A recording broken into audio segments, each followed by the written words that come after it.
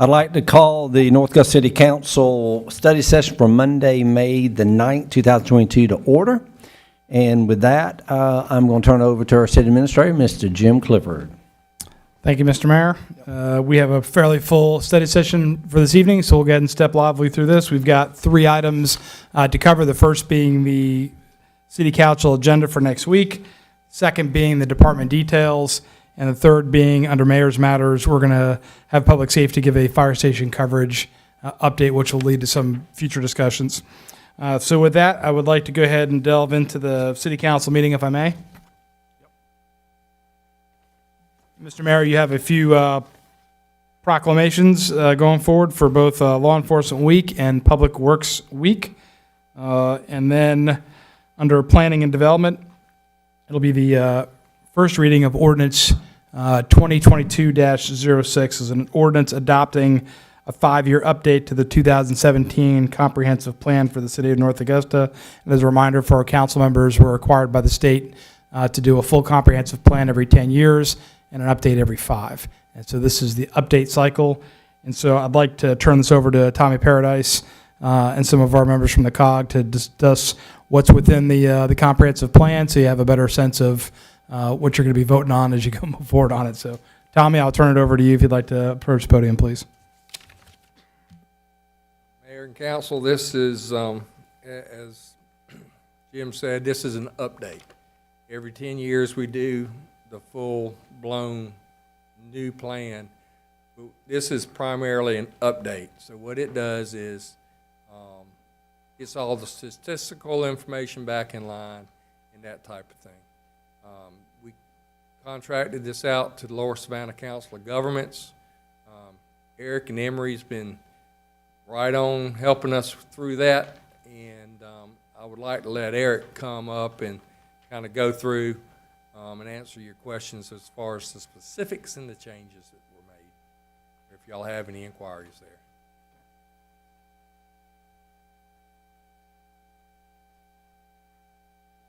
Good evening, everyone.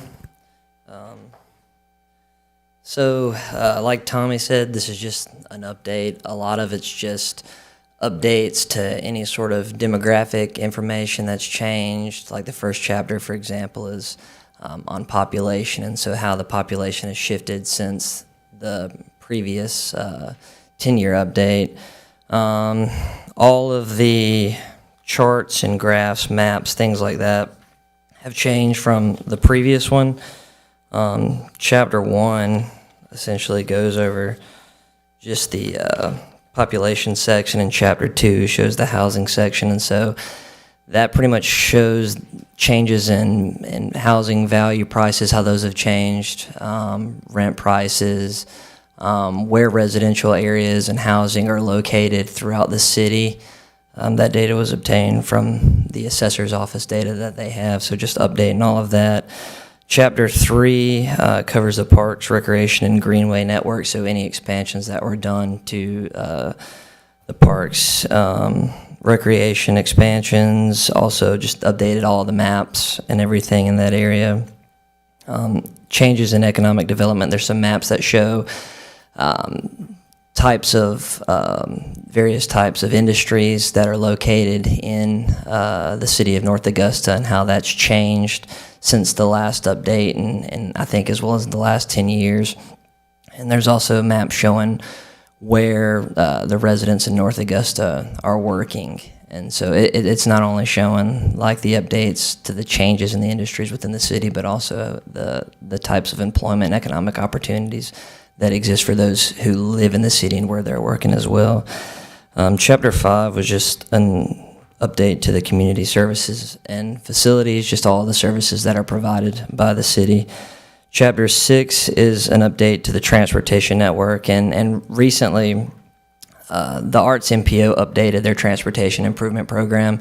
So the Arts MPO is primarily who does the majority of all the transportation planning in the city of North Augusta, and that those funds are handed down from SCDOT and distribute those to the different COGs and MPOs throughout the state. And so that just shows the update to all the new transportation projects that have come up on the new transportation improvement program that was just updated in 2021. Downtown and Riverfront was updated to show the new SRP Park and all the improvements that have been made in that general area as well.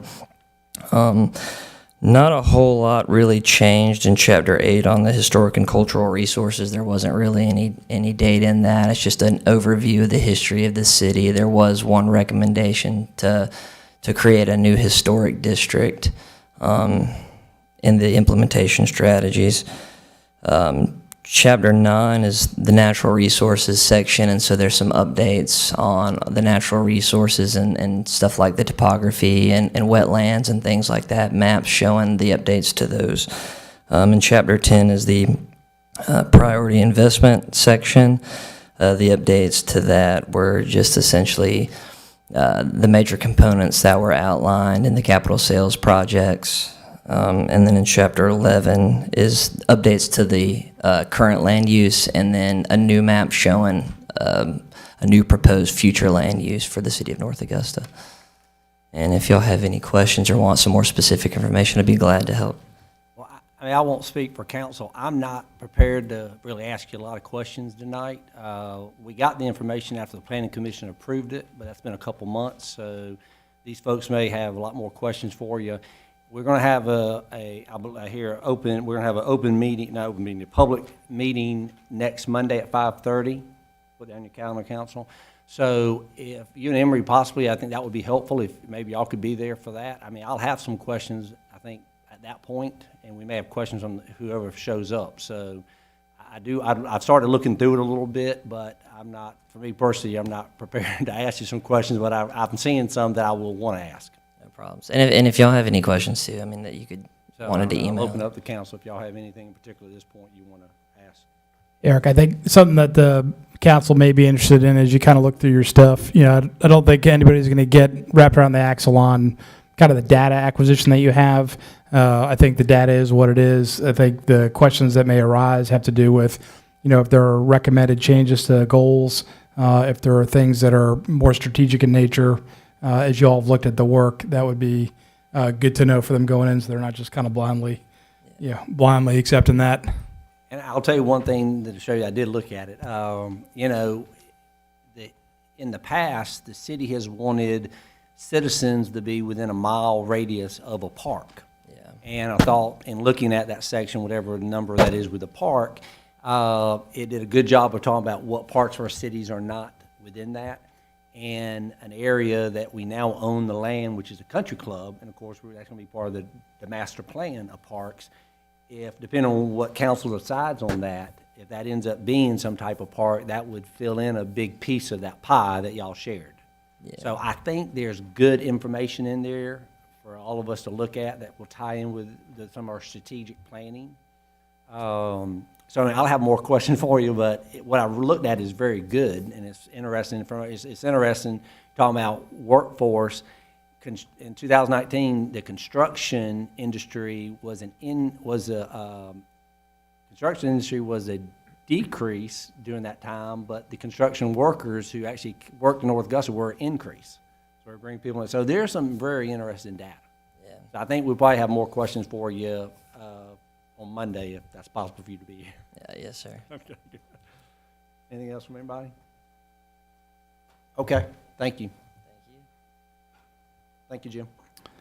Thank you, Mr. Mayor. We'll go ahead and I'll keep it in Tommy's lane for zoning. This is ordinance number 2022-07 to amend the zoning map of the city of North Augusta, South Carolina by rezoning plus or minus 2.72 acres of land owned by Barbara Andrews Ross, a portion of Aiken County tax parcel 005-19-02-031 from CR critical areas to R7 small lot single family residential. And Tommy can talk through a little bit of this. I know I had some questions from council prior to this coming to the meeting today.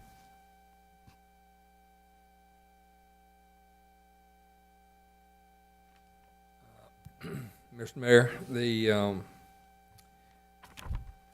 this rezoning has been more or less a process. And I will, if you turn, there's not a page number on here, but if you turn to some of the color maps here, you'll see what we what I commonly refer to as an L-shaped parcel. And originally, the developer wants to develop this parcel, and the parcel behind it, annex it in as R7. And his first request was to rezone this entire parcel for R7 so he can put attached homes there.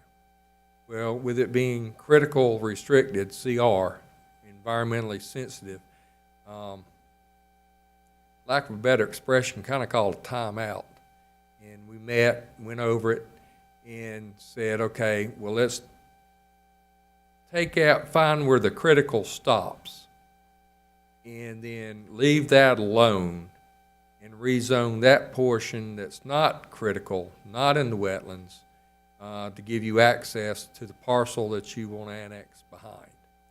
So that's what went through the process. That's why it's only a portion there that's requested to be rezoned. If this is rezoned, the next step would be the parcel behind it being annexed and zoned with a request of R7 to be zoned there as well. Through this process, the developer has done a wetlands delineation to find out exactly where the wetlands was, and he's found that there's not as much land there as what he anticipated. In your there's a general layout there included in your packet of how he would like to do the townhomes. In talks with him, since he's got the wetlands delineation, he understands that those numbers would probably be reduced, and that's how we got to rezoning this little small section. This is a very good picture here. That's from the Yes, sir. Google. Is the L shape, is that the piece that's critical, or is that the piece that we're voting to rezone that he wants to put the townhomes on? All right. The L shape, what you're seeing is the original parcel. Okay. And that's an L shape, and all of that was is currently zoned critical. And then on this sheet, it shows where that parcel has been cut out, where it's been subdivided. And the CR is now actually three lots. I got you now. Okay, I'm with you now. And so he's only rezoning that portion up there. And the other part staying critical, we're good with that. Okay, Yes, sir. thank you.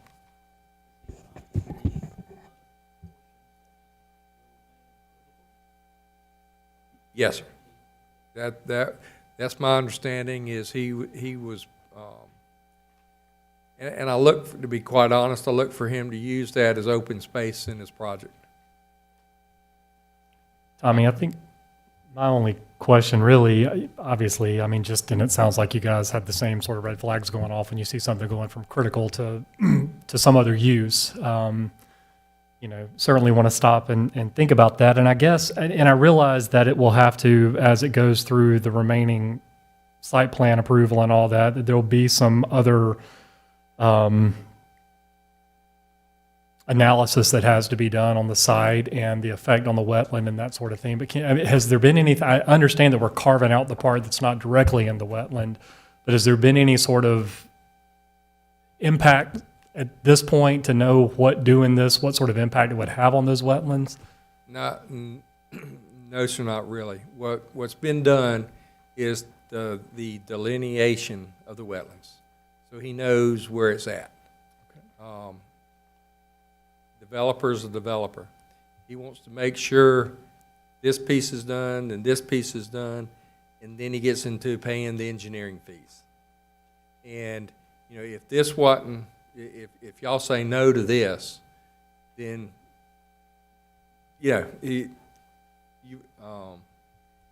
doesn't want to put forth, and I can't speak for him, but I wouldn't think he'd want to put forth the cost to do this till he made sure at least that was going to be done. Yeah, and I understand that. I guess, can you talk just a little bit about what would be required? I mean, because I guess the fear is if we go ahead and rezone this, we're both sort of in a, if we go ahead and rezone it, the cart's out of the barn kind of at that point. I mean, I understand it's going to have to go. Can you explain a little bit what that study will be and what they'll have to look at in order to get the site plan approved from an environmental impact standpoint? Well, one is before the next phase, or one of the things you'll have to do is the parcel behind it. He's going to have to come to council and get that annexed as R7 too. So this R7 doesn't open up the door. There's still some more steps he has to take. But it opens up the door on this piece. I mean, That little piece isn't large enough. it's only 2 acres, and I guess that's that's kind of the safety net on it is. But I follow what you're saying, and I've been looking at the bigger picture. Okay. I'm tracking now. But it will really get into the environmental assessment with stormwater. And this is adjacent. You're going to have the pole branch next. This is adjacent to the pole branch creek or stream. And so the Tanya and stormwater engineering, they will be heavily involved with making sure that there's minimal impact to the wetlands. We'll have I think the Corps has some say there. But to be honest with you, this is the first time I've run into this. So there's some things there that may not be aware of. I know a lot of it's in the engineering realm, and how do we minimize the impact to the wetlands. And one of the things that, let me just say it, one of the things that concerns me as the planner is using part of the wetlands as for lot size. So I think we want to try to stay away from that and make sure, and the other big concern that I have is making sure that we stay out of the floodplain. Yeah. Those are the two biggies for me, is how do we minimize, make sure that we don't create a flooding issue, which I think we can do. Talking to the developer, he's realized that what he thought he had since being involved with staff, he's learned that he doesn't have as much acreage as he originally thought, and he's going to have to either work around that or walk away. Okay. Well, I appreciate it. I mean, I guess I just little fearful of setting a precedent to switch over CR to standard, especially smaller density or higher density residential development. It's a relatively small piece. It's something I'm going to have to think about and mull over the next week. I understand where you're coming from, Mr. Toole. Were there any issues with the planning commission? Did all this information, they were aware of all this, right? Yes, sir. And they voted unanimous on the recommendation. I think Kevin's right. I mean, the pole branch and what we're going to be dealing with there, I mean, you're going to have to be on top of it for sure. But as far as, Tommy, and I don't know if this is a James or a Tom question. Isn't this in the same area where 5 Notch washed out 5, 6, 7 years ago, where we had a big storm, and has that problem been alleviated? Because I do remember we had heavy rain. Yeah, you remember that? And I mean, it washed out, and I think it was washed out for several days, even maybe a week by the time they got it done, if I remember correctly. Is that right, Tom? Or is that James? I'm not sure who that falls under.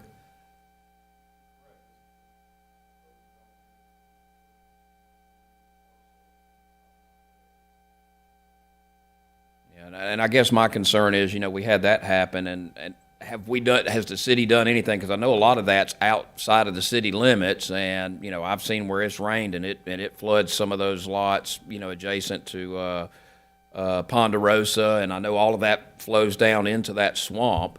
If we're going to add a bunch of what looks like pavement to me, can it handle it? That would be my bigger concern if we get a downpour like that, which doesn't happen very often, but I do remember that, and we had something similar down here on Buena Vista, when we had that. So that would be my concern, is if you pave all this parking lot, it looks like townhomes, then is it going to be able to handle the water coming in?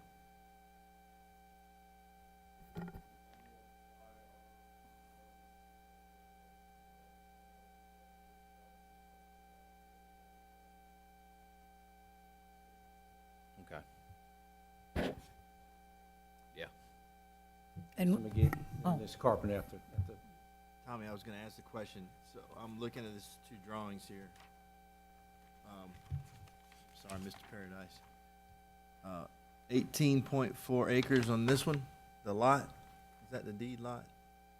Yes, sir. So is the drawing with the layout, is that also representative of the same acreage? That and Did it- the additional parcel. Okay, so that plus the one that we're trying to consider to rezone? Yes, sir. So Yes, sir. following what Eric was saying, the floodplain and so forth, he's already done that study to dictate how far he can go and so forth, or hasn't done that yet? He has done, I believe this is the flood plain there, Okay, lined out, and so he's staying out of that. And of course, he's got the wetlands delineation too that he's got to stay out of. based on our understanding of what floodplain study or whatever is done. Yes, The sir. elevation's already done, and this is what he can build on. I think he may lose some off of this one.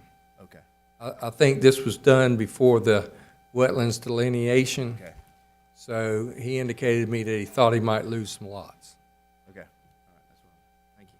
Yes, sir. and how many townhomes will be built? And will this affect Mossy Creek, the elementary school being that close? With the townhomes and with the traffic flow out there now? Let me see. Calls for 100. No, the latest is 107 of them. Yeah, this plan calls for 107. Okay. And will And it affect Mossy Creek anyway? it shouldn't. Should not. It should not. It'll have a separate, There'll be no, let's cut through their driveway to, they'll have an Pat, independent drive. One thing that's real good is what goes through the planning commission is you'll see there's a series of, that's in our code, questions that they evaluate. And they take each of those pieces and says, and staff looks and says, hey, how does that respond? So in looking at that, they've covered a lot of those questions, and I think in that regard, that was a positive, so.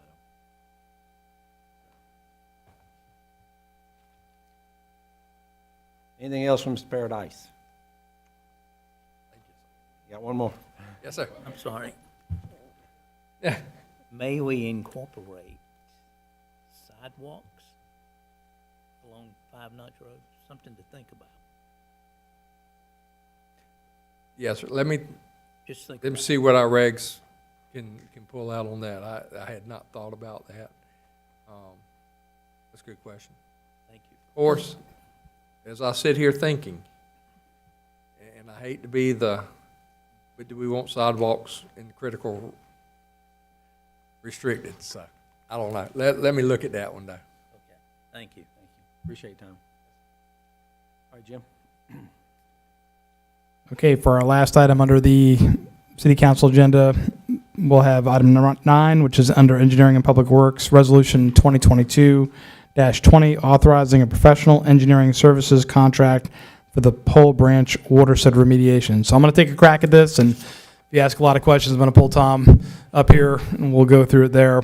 But essentially, that we've been successful in grabbing a grant for the total of $204,750, which is a 100% reimbursable grant, meaning that we have no match for that grant, and that is specifically for technical assistance to do design work for the Pole Branch remediation. And we have already committed $73,500 of those dollars under a previous resolution, resolution number 2022-03, to Cranston Engineering to perform the survey, conceptual design, and construction estimation for the remediation project. We are now prepared to move forward for an amount of $99,825. So if you add up the $99,825 and the $73,500, we're still under the cap for the $204,750 of the grant. And again, that would be for the ability to move forward on a professional engineering services contract with Cranston for the Pole Branch watershed remediation. So again, this is not for the actual work inside the Pole Branch itself. This has to do with the design work that is required for us to be able to move forward on a separate contract. It's a very long way of saying this is part 2 of our engineering services needed for the pole branch remediation, which is fully covered under the grant that's been issued. Questions? Did I mangle that, Tom, or is that accurate? All right, thank you. No, just simple question. Do we anticipate a part 3, or should this cover that portion that we're funded? Okay, so we're going to finish that portion under the grant amount. So for the audience at home that didn't hear Tom, these are the final construction documents. This should not be a part 3 of the technical assistance feasibility piece. Okay, we're good. Thank you. All right, unless there's any questions from council, I'd like to move on to the second part of our study session, which is the department details. And so starting off, we'll go with finance, and Linda Williamson is sitting in for Cammie tonight. So Linda, welcome to the study session, and you're up to bat there at the podium. Good evening. For our utilities update, we have a Cycle 1 disconnect on May 18th and May 19th, and our Cycle 2 due date will be May 19th as well. We have begun the penalty period for both business license applications and taxes. Delinquent notices will be mailed out at the end of this week. And unless y'all have any questions for me, that is it from finance. Thanks. All right, I'll turn it over to James Sutton for public services. Good evening. Starting June 7th through October 11th, public service technicians out of the utilities division will start conducting water and pressure testing throughout the distribution system. What will transpire during that time is they will go to approximately 953 test points, which are fire hydrants that are located throughout the Belvedere and North Augusta area. They'll test the water flows and also the pressure to make sure we got adequate flows and pressures throughout the distribution system. We'll take that data and compare it to previous years to make sure that the pipe work and pumps and all are performing or optimized to meet our standards to make sure the pipe system's okay. Prior to the testing, we've got with finance, this month here, May and up till the 1st of June, there will be a notice on the customer's water billing advising them if they get discolored water as a part of this test to call our public services division so we can respond and assist them with clearing up the water. We'll also put a notification on the website, and our GIS division they've created a map in the past, and they will create another map so that customers can track and follow the areas that the testing is being conducted in. How often do we do it? Every 3 years. 3 years, okay. Thank you. James, would you mind also just highlighting the work y'all have done on the emergency repairs? I know we're not 100% done with the contract, but it'd be good for everybody to know where we're at. Sure. Yes, sir. Speaking of the Southwest Interceptor, River Oaks section of pipeline that y'all approved a while back to have relined, the contractor's completed the relining of the process. He's televising his work. Will provide us digital copies of the pipe work itself and the condition before and after. And next update in a couple weeks or so, I'll bring y'all some hopefully video and images of what's been done and conducted on the job site. I have a question. You mentioned the Belvedere water system. Where are we in the upgrading of some of the service lines in that area? Well, we're not really, their service lines in the Belvedere system as we tag it. It's really North Augusta's water system, as you know now. Yes. We replace the service lines as needed, or if a customer calls and they've got some kind of water flow problem, we discover that the service line has got a defect, or if it's galvanized pipe, we'll replace it then. But we still have some galvanized pipe, and that is one of the priorities, but we just replace it on an as-needed basis. As needed, okay. Thank you. Thank you, James. Thanks, James, and we'll go back to Tom in Paradise for planning and development.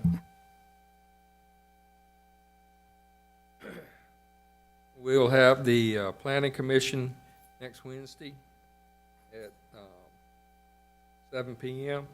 The Georgia Avenue Traffic Calming Request for Proposals Committee, Review Committee, we're meeting Wednesday at 10 a.m. to go over those proposals and come up with a recommendation that we can send to SCDOT. Hopefully they'll say, go forward with working on that. You have a public hearing on the comprehensive plan update next Monday at 5:30. So just a heads up to council that you're starting a little bit early next Monday. And then if I can go off script just a minute, this is hot off the press from this afternoon. The Development Code Rewrite Committee will have our next meeting Thursday, May 19th.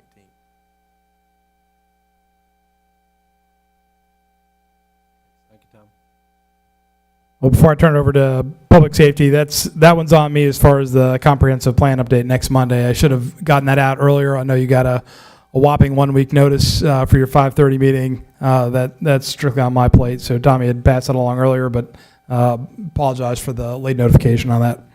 So with that, I'll go ahead and turn it over to public safety and Chief Thomas.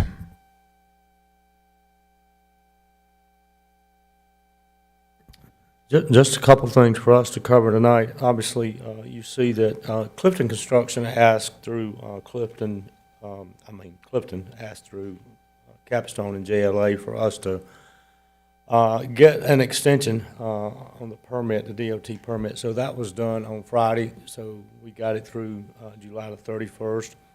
You probably saw Mr. Clifford's update on Friday about the roof being about 50% done. So that's moving along well. So this is to actually get the paving started around in that particular area. So they're making great strides. They're working inside previously, so we're excited about that. And then the last thing was Captain Williams, who you'll see with me later, met with Ricky and the IT people to kind of go over the building and make sure our needs are met with IT equipment.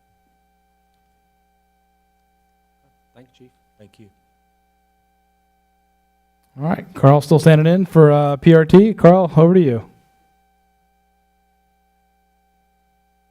Good evening. We've just to let you know, we've been still working with Cranston Engineers. We navigate through our boat dock project. We're moving along pretty good. We've got some landscape and hardscape plans turned into us for comment, and we've also secured a case manager with the Corps of Engineers, and as we go through the permitting process of getting our boat dock down at Riverside Village. An RFP has currently been advertised through the following engineering's lead with that to renourish our 1.2-mile walking track around the perimeter of Riverview Park, which is much needed. That bid closes on Thursday, June 2nd. And the tourism staff continues to concentrate on prepping for our rocking and rafting event on Saturday, June 4th. And we're looking at having a good event. Less than a month now. Very good. Thank you, Carl. Next, we'll go to Tom for engineering and public works.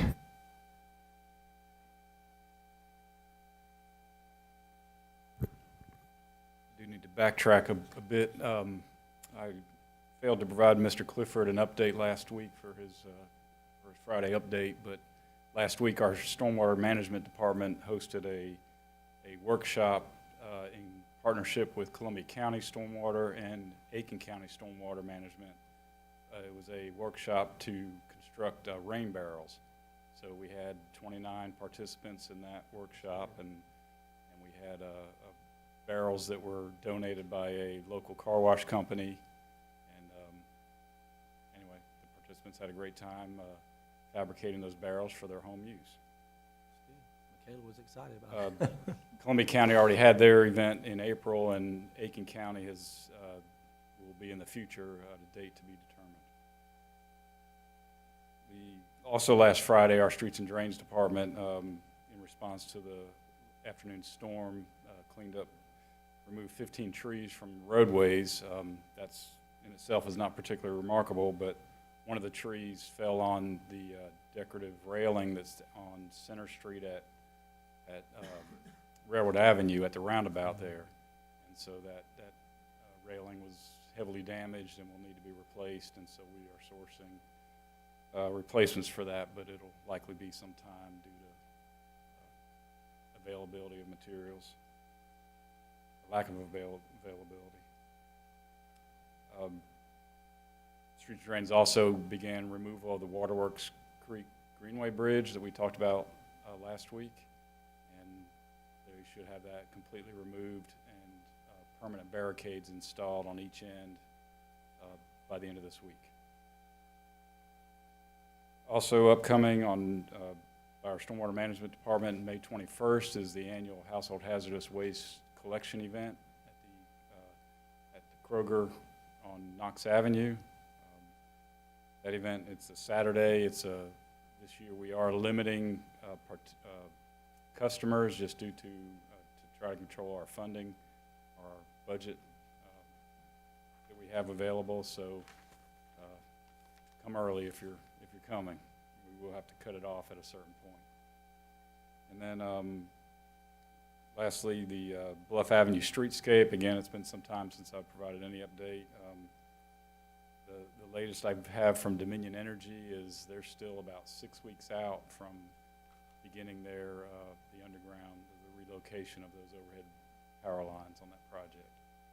So everything else is, although our engineering firm continues to finalize construction documents, we're sort of at a standstill waiting for that work to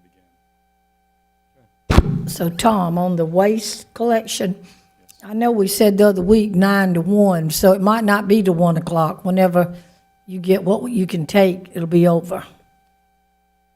So we just have a starting I time. believe the hours are actually from 10 to 2. Do what now? I don't have the flyer with me, but I believe the hours are from 10 to 2. Oh, 10 to 2?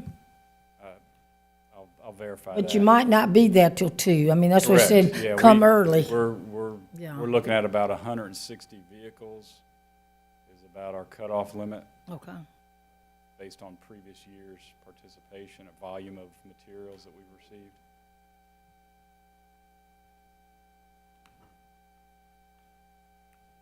And Tom, just for the new citizens on this, this is strictly for residential household waste, not, commercial household waste or small construction companies dropping off a bunch of stuff. This is That's strictly correct. residential. Right. No commercial, bringing in barrels of oil or anything like that, or painters or anything of that nature. Residential only. Good clarification. 10 to 1, Miss Pat. 10 to 1. Okay, we'll move over to IT. We've got 2 major updates for today, so I think Ricky's got this covered.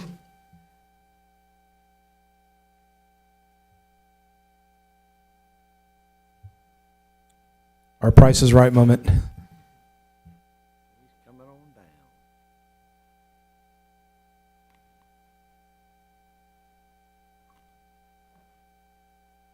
I feel like I need theme music when I'm walking down there from the booth. Wanted to give you a quick update on the .gov transition. Happy to announce that we are on the final leg of the transition. Want to give you a quick recap of how we got here. I know the last time that I spoke with you, I said that we were shooting for a date of May 1st to be fully transitioned email-wise. But in our final stages of testing, we noticed a potential issue, and we wanted to err on the safe side, so we kind of pushed back. We let VC3 and Microsoft kind of duke it out back and forth for a couple weeks, and turns out it was an issue on the Microsoft side. So even though they did not tell us what the issue was, they performed a Christmas miracle, and now it's no longer an issue. So one thing that we did do after that was form a small test group of 6 people within the various departments, and we ran it for about a little over a week, and we noticed no issues, no hiccups whatsoever. So we're feeling very comfortable in moving forward. So that brings us to the current. Our plan is to cut over tomorrow night after hours, about 5:30, 6 p.m. So that means Wednesday morning, when everybody comes in, they'll sign in using their new .gov address and the same network password that you've been using. So we've got VC3 on first day support if any issues arise, and my team will be available to get everybody up and running, as quickly as possible. So just give us a shout if you need to get switched over. And that is about all I have, unless you have any questions. So really, for the council members and for citizens that are watching at home, one of the key things to note is, your legacy email addresses will still be functional. So anybody that has your .net account in their email global address list or their contacts list, they can send to that address still for the indefinite future, just that your response will be off your .gov account. So I've been one of the test cases with Ricky, and I've not had any issues with receiving emails or sending emails, and then I put a little blurb in my signature block that says that I have now moved over to a .gov account, and with the hope that over time people will start to migrate my contact info to .gov. So ultimately, again, the impact on our citizens should be minimal. Again, if they don't email somebody on a .gov website, they'll still get the email through. They'll just get a response from a different, .gov versus the .net, but the first name or the name of the account will still be the same. And after this, we've got the website portion of it coming up, but we're going to make sure that we have this under control for probably a couple weeks before we even touch that part. So, thank you. Thank you, Ricky. You turn over to Kevin?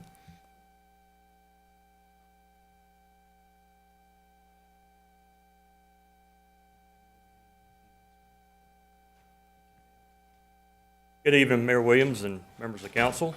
My name is Kevin Whaley. I'm GIS analyst here, and I'm here to present tonight an application that will maybe help members of staff and decision makers like yourselves with real-time information. So with that, we'll get started. One of the neat things about my particular position is I get to interface with a lot of different departments. I get to learn how they work, what's important to them, what they need. And so I help facilitate their needs with technology. And so what you see before you is this is a web-based client that provides, as both myself or members from planning receive new project updates or whatever, we can then, once we enter that in, this dashboard is live. It gets those updates immediately. So what I wanted to do is just kind of walk a few minutes and just kind of walk through what you're seeing here. It's a lot of information, but it's only one GIS layer that you're actually seeing. So so at any time, if you have any questions, stop me. It's no problem at all. So what you'll see is in the middle, let's start with the map. As you've seen in your printed maps, you actually have that in your hand now as far as development, and kind of give you a zoomed in view. So your red is your commercial, your purple is your mixed use, and your yellow is your typical residential. And you can see there's development scattered across the entire, pretty much wherever there's availability. Next, you'll see up in the top right corner is the development percentage total. So if I click on that, you can actually bring that pie chart up and actually just give you the percentages breaking out what we have reported right now. And below it is our development list. So I'm kind of walking through this as a live kind of a demonstration. Again, keep in mind this is a web-based. So if I was to click on that particular project, you'll see there in the middle, it'll kind of flash and highlight. So a lot of times when you hear these project names, you're not sure where they're at. That gives you a quick way to find it and see where it's related with the rest of part of the city. Next thing is if I was to identify on that, like if I was to click on that particular polygon, it gives me the details behind the scenes. So I'll have a description, the zoning type, the parcel ID, whatever else is affiliated with it, as well as the acreage, as well as the individual units broken out. How many, if this, since this is a mixed use, you'll see that has particular 300 units, 85 townhomes, 52 family homes or single family. It's just a variation of different breaking out, and that's what the idea of a mixed use. So that kind of gives you an idea of the details behind it. Then as we go up to the top, this is a chart that provides a total estimate of all development, quantified based on the number of apartment units, commercial units, duplex, single family, senior living, townhomes, and so on. So as you can see, we have a lot on the books. Then if we go back to the map, if I click on that up top, and I can toggle to what I call the development status. And what this is that as we receive updates from the vendors, if things goes from a proposed development to a design and so forth, then it's color-coded to match, to kind of see in real time where things, what projects are at what stage across the city. And what you'll see is in the bottom chart here, so if I bring that up, you'll see the quantified results of each where we're at. So for example, if I was to click on the design column, it filters the map to where it only shows just those projects that are currently being in design stage. Now keep in mind, the whole idea is with this is that it's interactive, so you can zoom in and zoom out, pan, tilt, whatever. If you don't want to see a grayscale or you want to see imagery background, you can toggle all that. It's very simple. So in closing, the last part is just a total summary that you see along the bottom. Right now, that is showing a total of 39 active projects that the city has, the planning department has received details on. And they are very busy. And then along the bottom is just a quantitative count of each ones that you saw up in the top box, the chart. So essentially that is it. It's just a very simple, quick overview for management, staff, various departments like Mr. Sutton. This actually came about from a conversation with him and Mr. Tommy and Ms. Rachel as well, as far as trying to facilitate with individual departments what they need to know and where things are going. And so this is just a broad overview. It's very simple, and hopefully it will have some use providing some answers for you guys. How do we pull this up? This is actually internally in our city intranet, and it's just a web link. I can create a shortcut, provide you guys access to it. And this is not for the public? This is No, sir, this internal. is just for internal use, for just to kind of keep everybody on point where everything's at. This is pretty impressive. Gavin, it's pretty good. Thank you, sir. Okay. Thank you. This is very impressive. Any other questions? Okay. Thank you.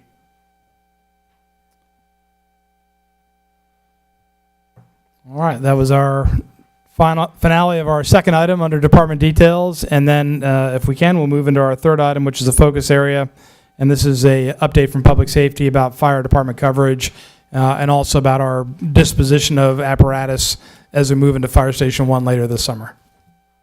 So with that, I'll turn it over to Chief and Captain Williams.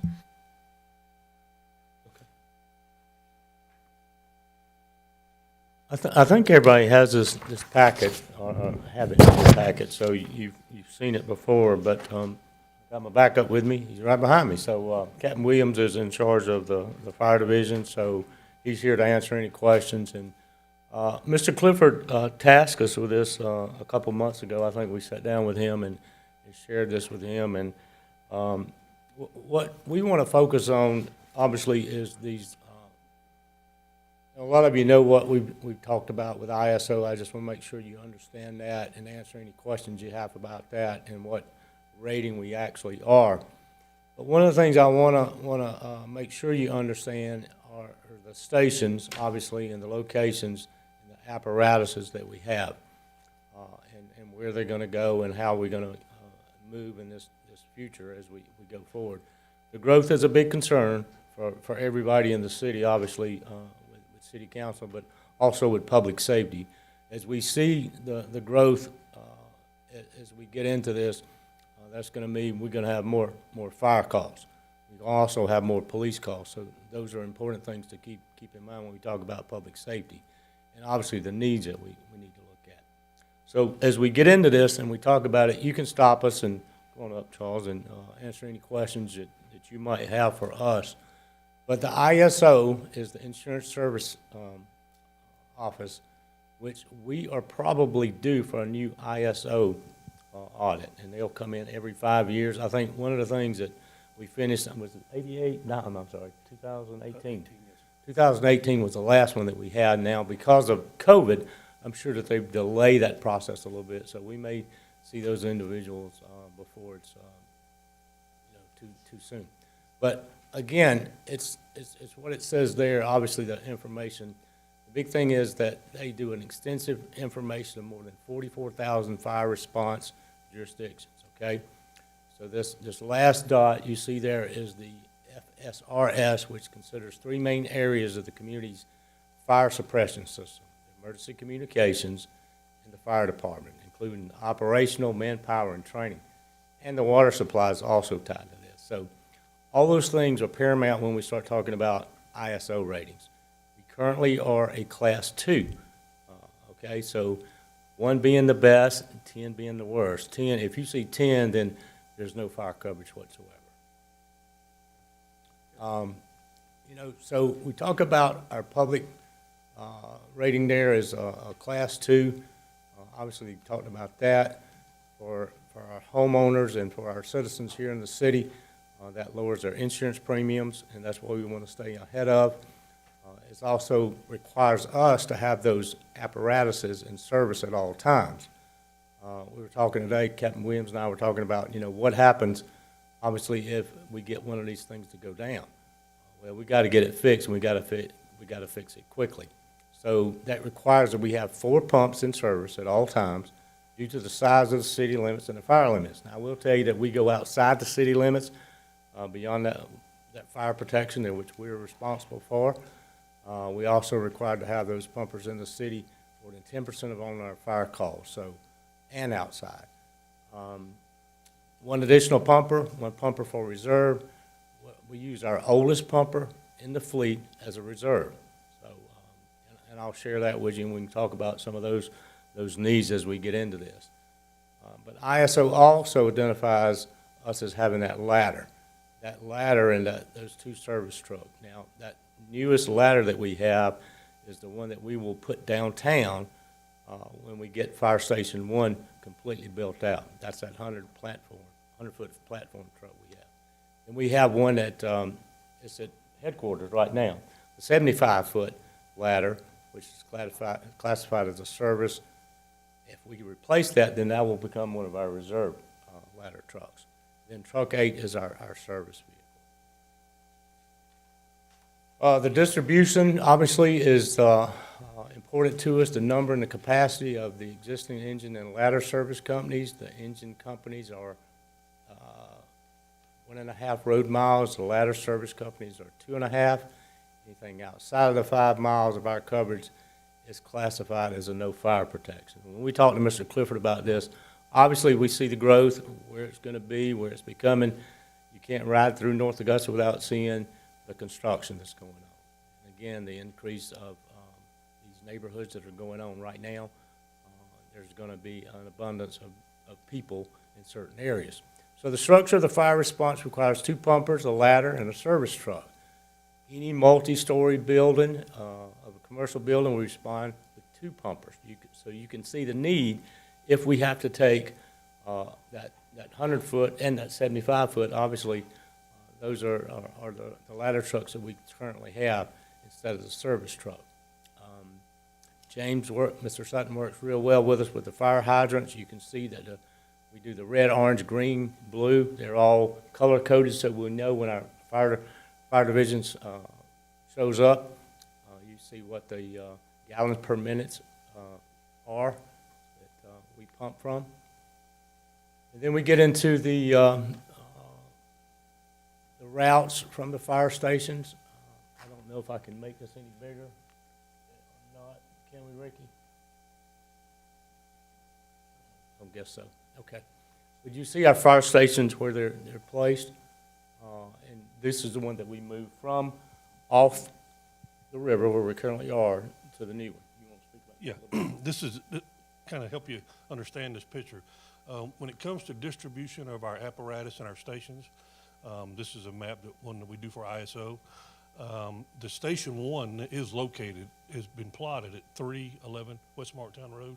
That's why you see it there. So, and if you look at, if you just use that station, all the roads that are red is basically 1.5 miles.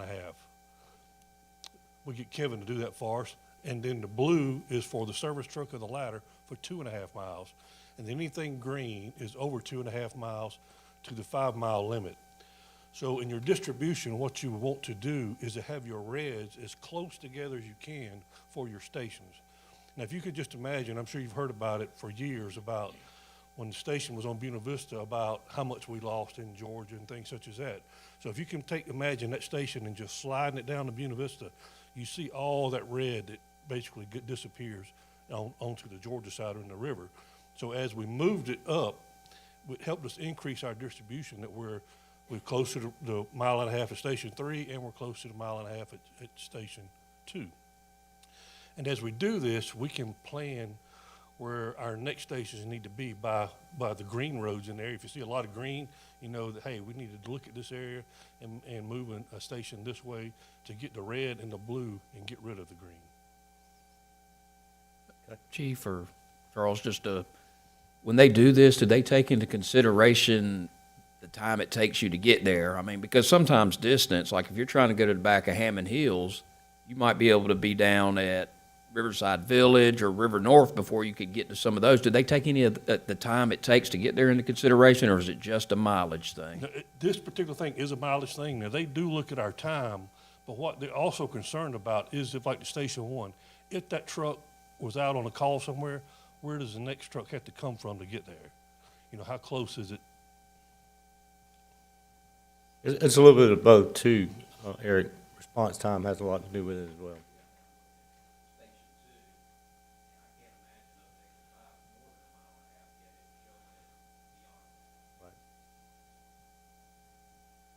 Just to kind of let you know where the stations are, obviously, is West Martintown Road. That's our newest one, and hopefully it'll be online pretty quickly, and the apparatuses that will actually be going there.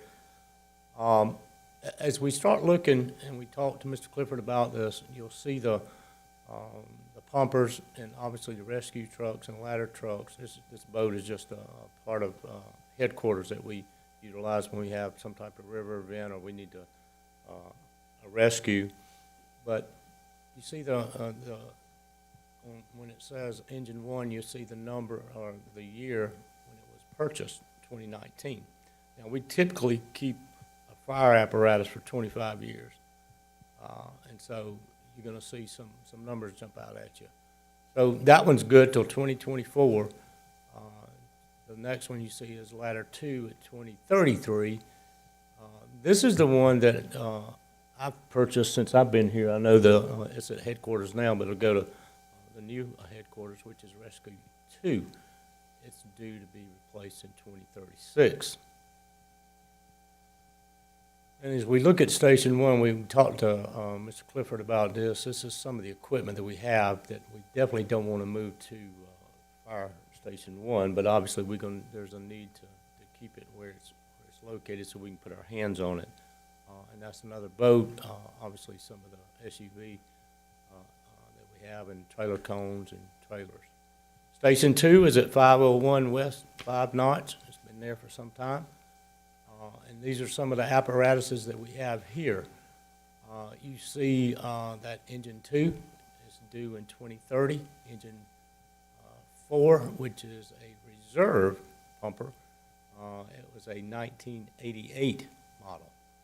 The problem that we have, and Captain Williams and I were talking about this today, if we have to get parts for that, some of them are obsolete right now. They just don't make them. And so we try our best to keep them running as quickly and as get them fixed as we can.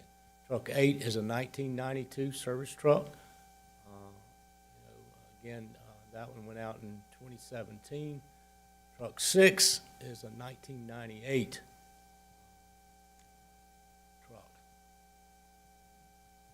Station 3 is at 692 Belvedere Clearwater Road. Obviously, that's going to look just something similar to our new fire station. These are the concerning ones that we've talked about. 2015 pumper. That one is 2040. That one's pretty good. You see the one below it at truck 7 is 2023. Here's the one that Captain Williams talked about, the reserve. Yes, sir. That's the ladder one. That's a 75-foot ladder that we have. 1981. Ladder That's 1 good. is 1981. Yes, sir. And that company's even out of business. They're no longer around. That's a challenge for it in itself.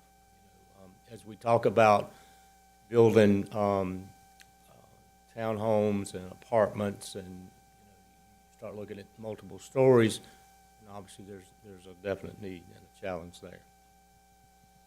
Okay, Charles. All right, now, when we started looking at growth, and I told you earlier in our distribution how you kind of look at, you want to look at the green areas in the road and at your mileage. And the first thing that stood out to us was obviously the Martintown Road and I-20 area. The knob cone, you notice how a lot of the blues are stopped and you have all greens out there.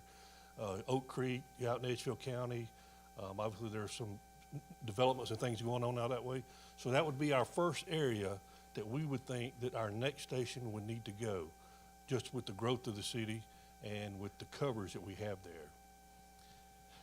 So the map on the left that you're looking at is just kind of a zoomed in, just where you can see where the roads and the red and the blues and all for Station 1 and for Station 2. The map on the right is just an overall picture of the same thing.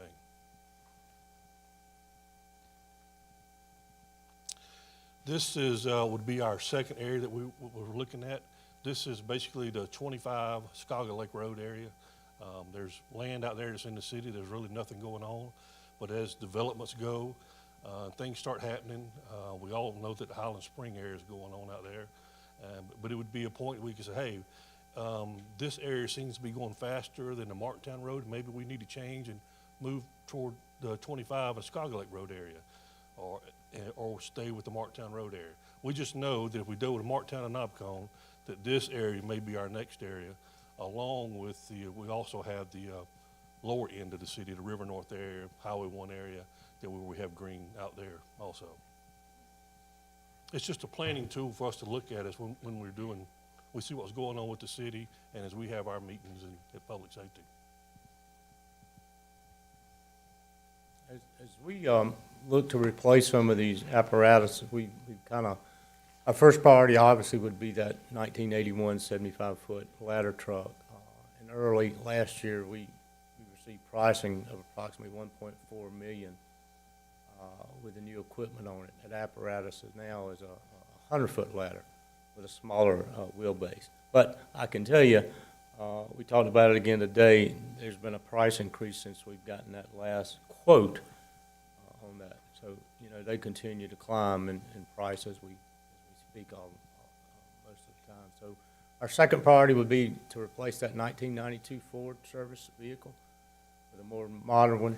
One thing we failed to mention is, and you may want to talk a little bit about the air cylinders and how we need to get back on that track. Typically now when our air packs, we have spare bottles on our trucks, but we don't have a way now without calling one of the local volunteer departments to fill our air packs up at the scene. So if we're using them and we have a lot of them, then we have to start throwing them in our patrol cars and running to the stations and fill them up and to have them delivered back to the scene. This will give us the opportunity to provide a cascade system on the truck, which we've never had, that we can fill our own air bottles at the scene of a chemical spill, a big house fire, anything such as that. These are just a couple of options, the pictures that I had. We've got the City of Aiken's truck. Theirs is a little bigger than ours, but they don't have a cascade system on theirs. And then the bottom one, the Bluffton one, is just a bigger truck. They have a command center in it, and they have a cascade system in their rescue truck. The cascade system that we currently have was put in Station 2 back in the 80s. Mm-hmm. So if we need air, we're gonna have to get it from a runner who goes back and forth to Station 2, or we're gonna have to rely on a volunteer fire department to bring it to us. And rough cost, even the rescue truck's probably right a little over $1 million. I'll be glad to answer any questions, and Captain Williams is here, or Mr. Clifford, I think, has some comments. I do. So I asked, before we get to Q&A with the council, I asked our department to come and give this brief today, really for two primary purposes. The first with which was to talk about the future needs of the city, from a public safety perspective. So I think what they've shown based on the roadmap is that, we've got some deficiencies near Exit 1 on I-20, and then towards the north end of Highland Springs, and then closer to the Motor Mile down by the industrial park. And so what I would recommend as we go forward is to set the table, so to speak, to talk about land acquisition, specifically at Exit 1 corridor. So as we look at different opportunities, I know there's development going in there, and we've had some nascent discussions with the property owners, but I think there's an appetite there to be able to procure some land, probably in the 3 to 4 acre range, and there's a number of different landowners that could potentially meet that requirement for us. But my concern is, as we have a future development that abuts the high school, and then also for the development that will expand north of I-20, both new development and then expansion of existing developments, and then the apartments that are across by the fireworks stand, puts it kind of at the outer limits, if you will, of our Station 1 coverage. So if I had to pick one spot, at least based on the development map that I see, that would be my priority.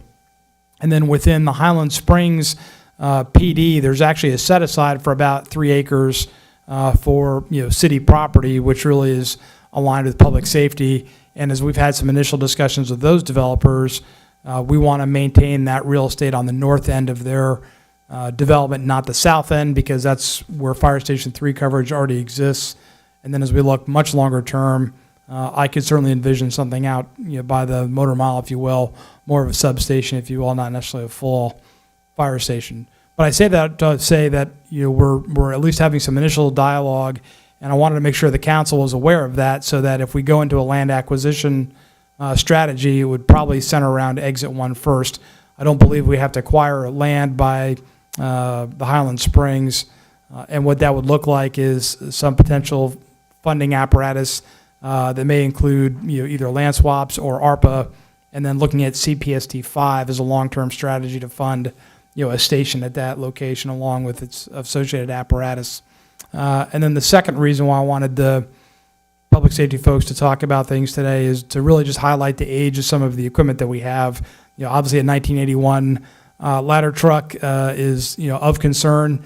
There's a large amount of lag time that vehicle's down, and that has some long-term ramifications for our fire coverage for citizens. So I think that's kind of the first on the docket, and we're trying to examine opportunities for funding for that, and then immediately getting into the 1990s apparatus that we have there, of which we have several. So again, I'm not asking for a council action this evening, but I did want to highlight for you, as we go through our planning and long-term capital improvement plan and also acquisition strategies for real estate, that will likely drive some of the future conversations that we have here in the council chambers that I'll be bringing to you. Let me just say, Chief, Captain Williams, thank you. Very, very good presentation, good data. I think this is very timely from our conversation at the retreat, where we talked about Exit 1 being our priority as far as that corridor. And as we as a council start talking about growth and what does that look like, how does that impact all our departments, I think to start with the public safety right now makes a lot of sense. So, Ms. Clifford, thank you for spearheading that. I think the timing's perfect. So I'll open up any questions from the council. I've got one quick question. As we look to do these other stations, are they all going to have to be as big with the 3 bays? I know if you go to Richmond County, they got some that are 1 bay, some that are 2. I mean, or do they all need to be this kind of same footprint? So, Councilman, I think we're not going to have to figure that out quite yet. I'm lazy, as you know. So we wouldn't have to eat additional design costs, to do a copy paste of an existing fire station. So you have higher construction costs if you overbuild it with the 3 bays, but where you don't have to pay then is on the front end design. So that's a decision we can make at that point in time. My current inclination is it would make sense for us to use a 3-bay fire station, if for nothing else, the fact that we use public safety in both the dual police and fire role, and there are other aspects to having basically a police station or a substation in your neighborhood that provides some value to the homeowners and to the developments.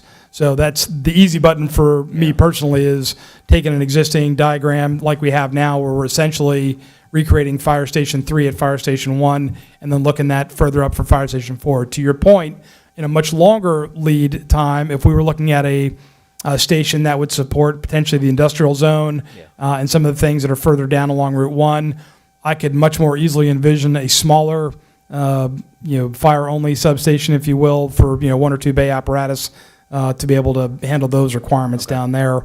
But as we're focused right now on Exit 1, my current leaning would be to take the current plans that we have and just move them up there, although we can certainly put that in the calculus going forward. Yeah, just because I know building costs are, and I don't think they're coming down anytime, so it's just something. And same thing with like the vehicle. You said, we got to fit vehicles in all of them, so. Okay, mine is, of course, like I said, thank you, because sometimes we get so involved in our new fire station, our new public headquarters.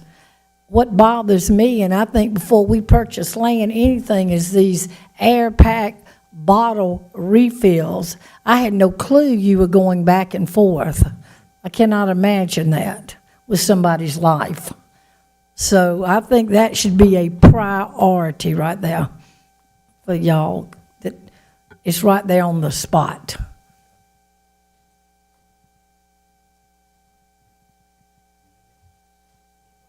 All right. Thank y'all. Good job. Great job, actually.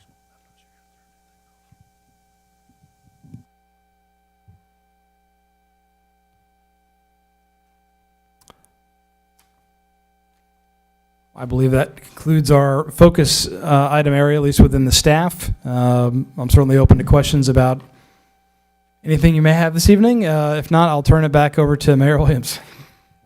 Okay. All right, very good. Anything for anybody? Okay. Just a couple of light things. This is interesting. We're having, the Snow Cap is having Celebrity Waiter Night.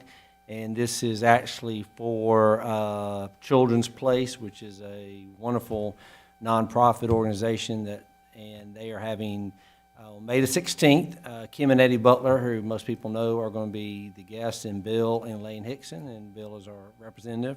So after the council meeting, if you want to go to Snow Cap and make those guys work some and spend a little money, it'd be for a good cause. So that's on May the 16th. So I want to let you know about that.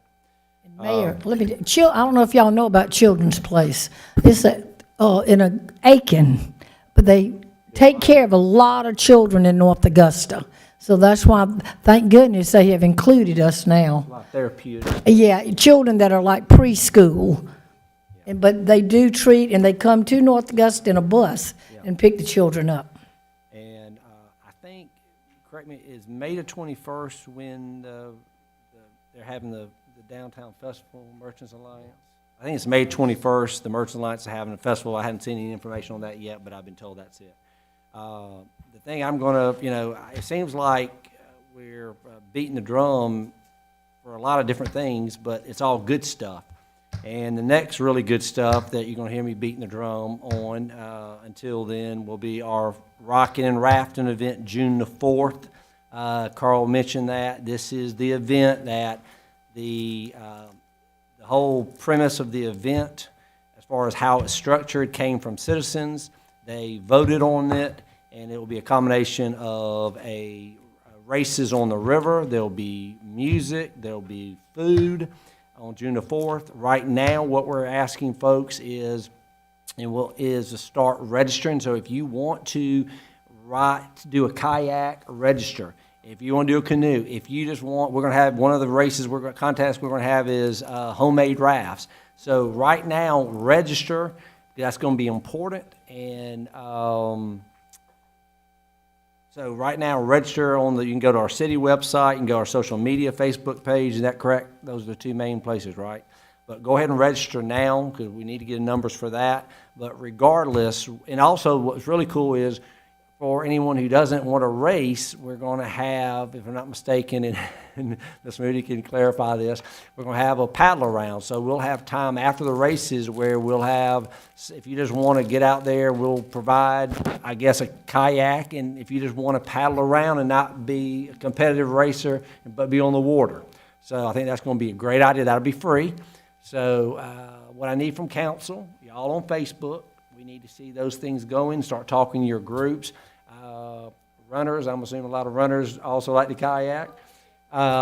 If you know folks who are riding bikes, cyclists, Andy Jones with these groups, if you know folks, let them know that Mr. Zeezer, I know Tom likes to ride. Get the word out. So I think it's going to be an awesome day, and just let's promote it. I think it's a great idea. Councilwoman, I have it on good authority. Somebody register for us.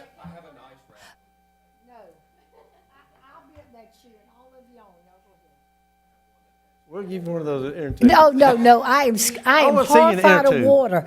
Yeah. Mayor, Yes. if I want to just show up and have fun, where is a meeting, will it be the Sharon Amphitheater? Okay, so I didn't know where on the river. Right there, the Right there. That's where all action's gonna be. Okay, all right. That's good. Not the boat ramp up a little high. It's gonna be about 800 feet. Beck Park, it's 250 meters total to row. Beck Park down. Down to the amphitheater. So anyway, we will. But anyway, that's all I've got. So anything else for anybody else? You good? Okay. You got something? Soccer players are playing in the semifinals. It started at 6. Okay, good. Yeah, they got some good talent there. Okay. Let's hope maybe they've already won. Let's hope it. All right, we stand adjourned. Thank you.